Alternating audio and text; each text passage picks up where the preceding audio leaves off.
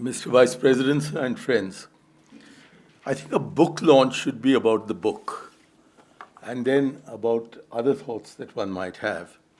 So might I begin by congratulating Zia Salam on having shared his thoughts with us, thoughts which have been coming to him over several years, of which we've had some intimation in his writings in the Hindu and elsewhere, and which today we find summed up in this book in such a manner that we are able to see issues relating to this problem in a philosophical perspective, in a historical perspective, in the perspective of events that have unfolded before our horrified eyes in the last few years, and then in the perspective of where is it and how is it that we can find a solution.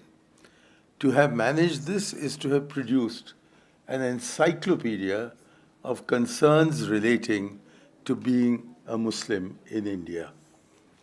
And my favorite lines in this book I'd like to share with you come from page 132 in an article called "Not Easy Being a Muslim."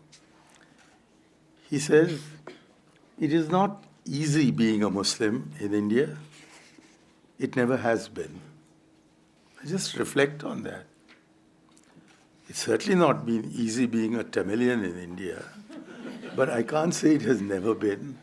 And I can't say the extent to which it is difficult being a Muslim is a problem in India.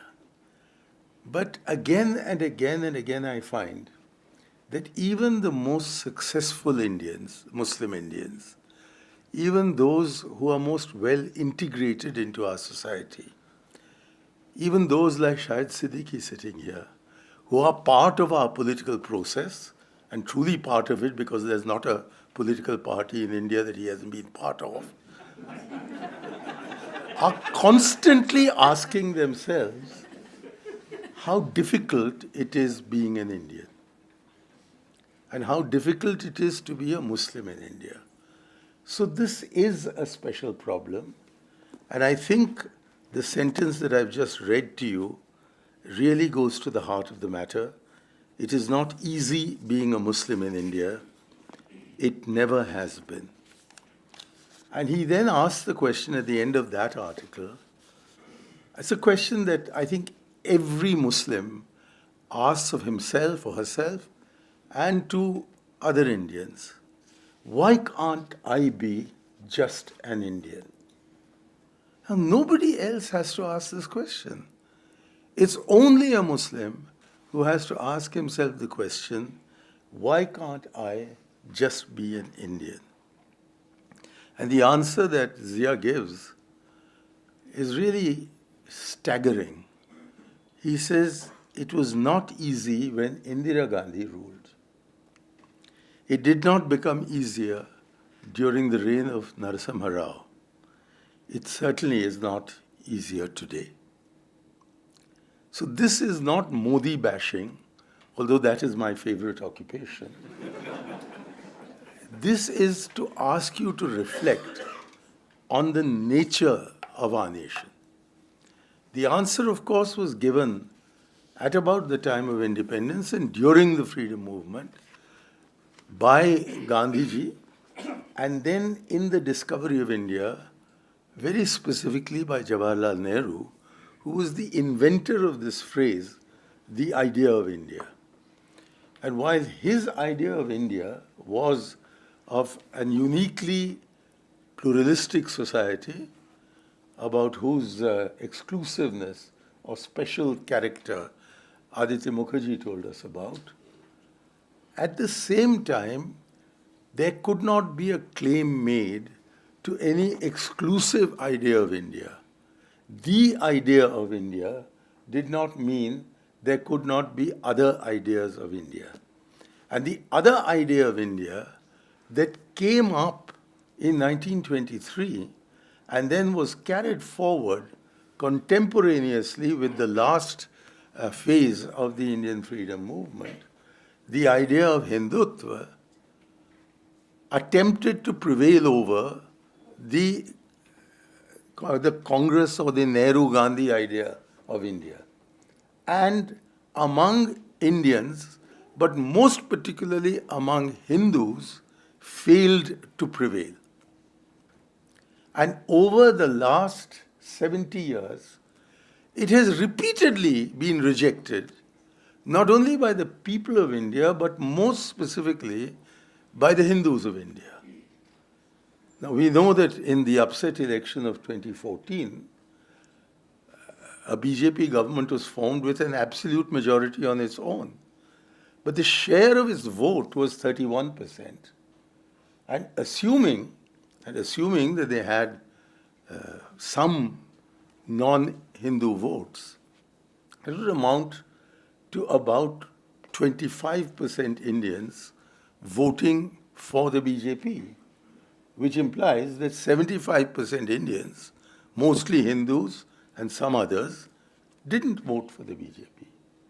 So these two rival ideas of India have been competing for the better part of a century.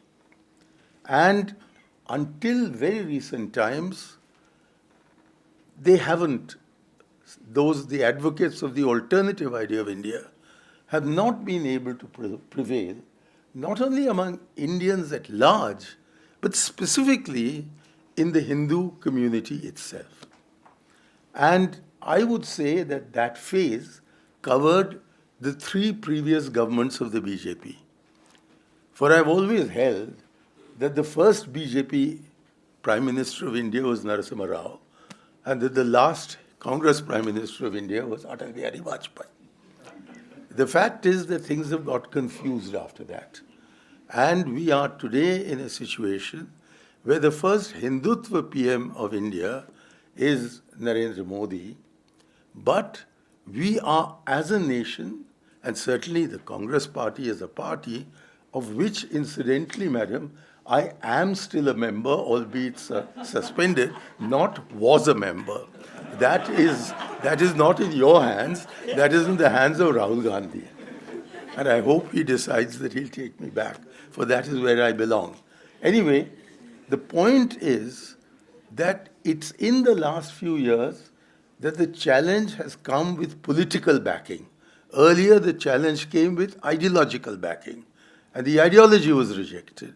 Now it's come with political backing, and so we would tend to get alarmed, and alarmed with justice.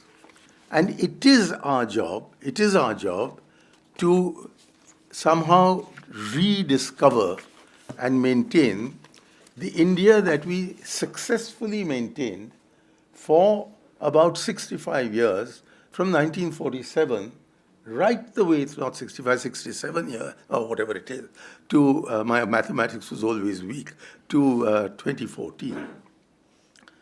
So what is Zia's conclusion? After having damned them as they deserve to be damned, after having recounted with passion but objectively the various incidents, speeches, thoughts that ought to concern all of us as Indians, and after having recounted the weakness of the response that secular India is giving to communal forces, he concludes, and I read from the last few pages of his book, he says, a shade softly, a little bit nervously, but India is surely speaking up for the soul of the nation. We are not condemned as yet. He says the winds of change may not yet be developing into a storm, but the gentle breeze promises lasting relief. And what are these gentle breezes? That Indians are beginning to speak up for fellow Indians, irrespective of their religion, gender, caste. Indians are speaking up, he says. He concludes, Indians are speaking up for India. And that is where hope lies, and that is where hope is going to be realized in 2019 or perhaps at the end of this year. Thank you.